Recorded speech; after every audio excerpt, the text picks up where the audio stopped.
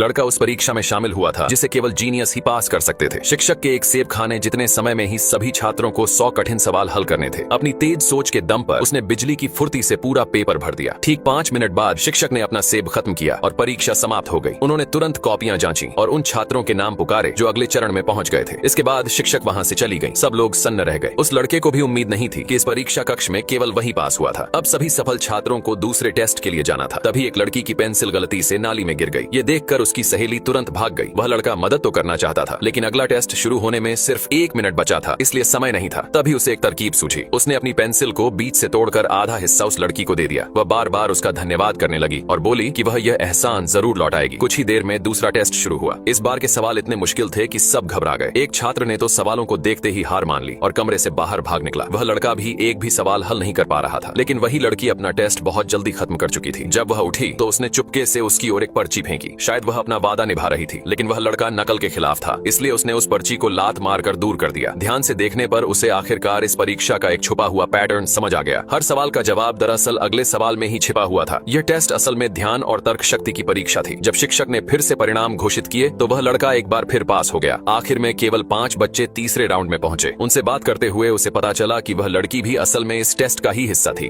तीसरे टेस्ट में कोई लिखित पेपर नहीं था। उन्हें पूरे कमरे को पार करना था, लेकिन किसी भी काले या सफेद चौक और टाइल पर पैर रखे बिना। पहली लड़की ने चारों ओर देखा और आत्मविश्वास से कहा कि यह असंभव है। शिक्षक ने तुरंत उसे बाहर कर दिया। दूसरी लड़की ने एक डोरी निकाली, उसे सामने वाले दरवाजे के हैंडल से बांधा और उसी डोरी के सहारे संतुलन बनाकर कमरे को पार कर गई। फिर एक एथलेटिक लड़के की बारी आई। उसने सीधे एक पीले टाइल पर छलांग लगाई और फिर दीवारों का सहारा लेकर स्पाइडरमैन की तरह उछलते कूदते आसानी से पार कर गया। चश्मा पहने एक लड़का अपने कोहनियों और घुटनों के बल रेंगते हुए आगे बढ़ा और नियमों में छिपी एक खामी का फायदा उठाकर फिनिश लाइन तक पहुंच गया। आखिर में उस लड़के की बारी आई। उसने थोड़ा सोचा और फिर सीधे चलकर कमरे को पार कर गया और वह भी पास हो गया। सब लोग हक्के बक्के रह गए, क्योंकि उसके हिसाब से वे टाइलें असल में चौकोर थी ही नहीं। उस रेस्टोरेंट में एक साधारण फ्राइड एग की कीमत पूरे $500 थी। लड़की ने जैसे ही उसका एक निवाला लिया, वह दंग रह गई, क्योंकि वो कोई असली अंडा नहीं बल्कि एक जादुई धोखा था। डेविड ने भी जब उसे छका तो उसकी बोलती बंद हो गई। दरअसल वो अंडा आम, जमे हुए नारियल के रस और शराब से बना एक शानदार डेजर्ट था। तब डेविड को समझ आया कि यह शेफ कोई साधारण रसोइया नहीं है। लेकिन अगली डिश ने तो उसका दिमाग ही पूरी तरह घुमा दिया। सामने एक गमले में लगा पौधा था जिसमें मिट्टी भरी थी। मैनेजर उनके पास आया और बताया कि यह एक ग्रोइंग सलाद है। इसमें पौधों को पानी देने पर वे उगने लगते हैं और ये सारे पौधे खाने योग्य होते हैं। ये सुनकर डेविड तुरंत गुस्से में आ गया। वह गुस्से में शेफ को ढूंढने गया और बोला कि वह यहाँ खाना खाने आया है, कोई जादू देखने नहीं। लेकिन शेफ पॉल को यह सुनकर बिल्कुल गुस्सा नहीं आया। उसने मुड़कर जापानी A5 वाग्यू बीफ का एक टुकड़ा निकाला और डेविड को चुनौती देते हुए पूछा कि क्या उसे इसे पकाना आता है। डेविड ने पहले वाग्यू के संरक्षण का तापमान चेक किया, फिर टेबल पर रखी सामग्री देखकर उसने चुनौती स्वीकार कर ली। उसने जल्दी से हरे प्याज को बारीक काटा और गर्म तेल में तलने के लिए डाल दिया। साथ ही बीफ को पतली पट्टियों में काटते हुए वह बार बार हरे प्याज को देखता रहा ताकि वे ज्यादा न पक जाएं। फिर उसने तले हुए हरे प्याज को आयरन प्लेट पर डाला, स्वाद बढ़ाने के लिए कुकिंग वाइन मिलाई और सब कुछ तेज आंच पर लगभग 1 मिनट तक भून दिया। आखिर में उसने ऊपर से काली मिर्च, जीरा और अन्य मसाले छिड़क दिए। इस तरह हरे प्याज के साथ स्टर फ्राइड बीफ की एक बेहतरीन डिश तैयार हो गई। लेकिन पॉल बिल्कुल प्रभावित नहीं हुआ। उसने शांति से एक टॉर्च निकाली और वाग्यू बीफ को तब तक सीयर किया जब तक वह मीडियम वेल डन न हो गया। फिर उसने स्टेक को 3 टुकड़ों में काटा, प्लेट पर सावधानी से सजाया और ऊपर से कांच का ढक्कन लगा दिया। इस डिश का सबसे महत्वपूर्ण कदम अभी बाकी था। पॉल ने एक कंटेनर में एप्पलवुड चिप्स जलाए और उसके धुएं से स्टेक को धीरे धीरे स्मोक करते हुए पकाया। इस तरीके से बना बीफ बेहद नरम हो जाता है और उसमें हल्की फलों जैसी खुशबू आ जाती है। पॉल ने कहा कि पश्चिमी खाना लगातार विकसित हो रहा है, जबकि चीनी खाना पुराना और ठहरा हुआ है। इसलिए वह चीन वापस आया है ताकि कुकिंग प्रतियोगिता में यह साबित कर सके। डेविड ने स्टेक की खुशबू सूंघी और समझ गया कि उसका प्रतिद्वंद्वी वाकई बहुत कुशल है, लेकिन वह बिना कुछ कहे रेस्टोरेंट से चला गया। डेविड के जाने के बाद पॉल ने जिज्ञासा से हरे प्याज वाला स्टर फ्राइड बीफ चखा। एक ही निवाले में वह हैरान रह गया। उसका स्वाद और बनावट कमाल की थी। उसे समझ आया कि पारंपरिक चीनी खाना उतना बेकार नहीं है जितना वह सोचता था। आखिरकार अपने मतभेद खत्म करने के लिए पॉल फिर से डेविड के पास गया और उसे कुकिंग मुकाबले की चुनौती दे दी।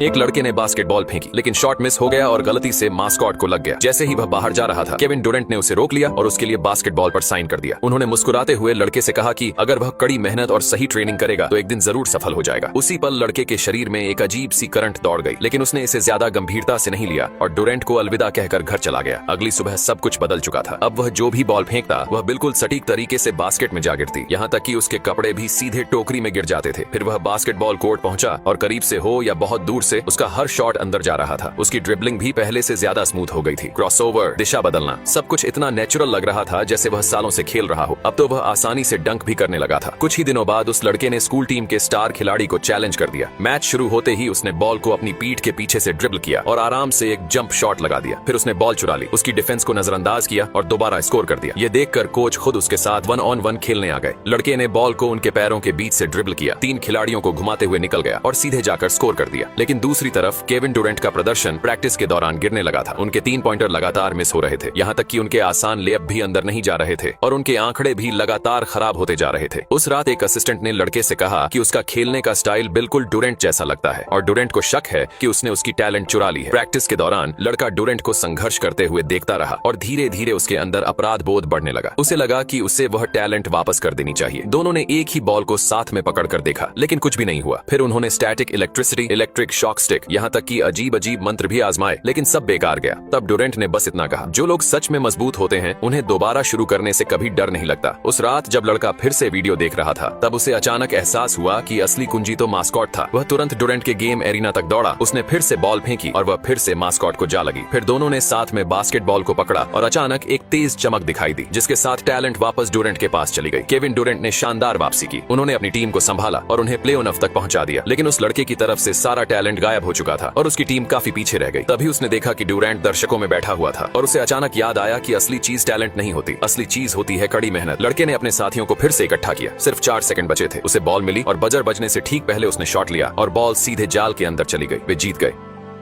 एक आदमी के सिर पर अचानक एक्स का निशान दिखाई देने लगा। वह उसे धोकर हटाने की कोशिश करता रहा, लेकिन वह हट ही नहीं रहा था। सबसे अजीब बात यह थी कि उस निशान को कोई और देख ही नहीं पा रहा था, न उसके सहकर्मी और न ही उसकी पत्नी। वह चेकअप कराने के लिए अस्पताल गया, लेकिन डॉक्टरों को उसमें कोई समस्या नहीं मिली। निराश होकर वह अस्पताल से बाहर निकल आया। अचानक उसने सड़क के उस पार एक व्यक्ति को देखा जिसके सिर पर भी वही एक्स का निशान था। उस व्यक्ति ने भी उसे देख लिया। दोनों बहुत खुश हो गए, क्योंकि आखिरकार किसी और को भी यह निशान दिखाई दे रहा था। थोड़ी ही देर में दोनों दोस्त बन गए और एक बार में जाकर शराब पीने लगे। वे इस बात पर चर्चा करने लगे कि उनके सिर पर बने इस एक्स निशान का मतलब क्या हो सकता है। इसी बीच टीवी पर एक मशहूर व्यक्ति की मौत की खबर चलने लगी। आदमी ने उस व्यक्ति का मौत से पहले दिया गया इंटरव्यू देखा और चौंक गया, क्योंकि उसके सिर पर भी वही एक्स का निशान था। यह देखकर उसने तुरंत अपने दोस्त को फोन करने की कोशिश की, लेकिन फोन उसके दोस्त की पत्नी ने उठाया। तब उसे पता चला कि उसका दोस्त तो कल ही मर चुका है। यह सुनकर आदमी पूरी तरह से सन्न रह गया। वह अपने दोस्त के अंतिम संस्कार में गया और देखा कि अब उसके दोस्त के सिर पर बना एक्स का निशान गायब हो चुका था। अब आदमी को लगभग यकीन हो गया कि यह निशान मौत का संकेत है। उसने इस सच्चाई को स्वीकार कर लिया और एक बहुत बड़ी बीमा पॉलिसी खरीद ली, ताकि उसकी मौत के बाद उसकी पत्नी और बेटी सुरक्षित रह सके। इसके बाद वह हर दिन को अपना आखिरी दिन समझकर जीने लगा। एक दिन मेट्रो में सफर करते समय उसने सामने बैठे एक यात्री के सिर पर भी एक्स का निशान देखा। उसने चारों तरफ नजर दौड़ाई तो चौंक गया। हर किसी के सिर पर एक्स का निशान था। आदमी घबराकर मेट्रो स्टेशन से बाहर भागा। सड़क पर निकलकर उसने देखा कि हर इंसान के सिर पर एक्स का निशान है। तब उसे समझ आया कि कोई बहुत बड़ा हादसा आने वाला है। वह तुरंत अपने घर की ओर दौड़ा, लेकिन घर पहुंचकर उसने देखा कि उसकी पत्नी और बेटी के सिर पर भी अब एक्स का निशान बन चुका है।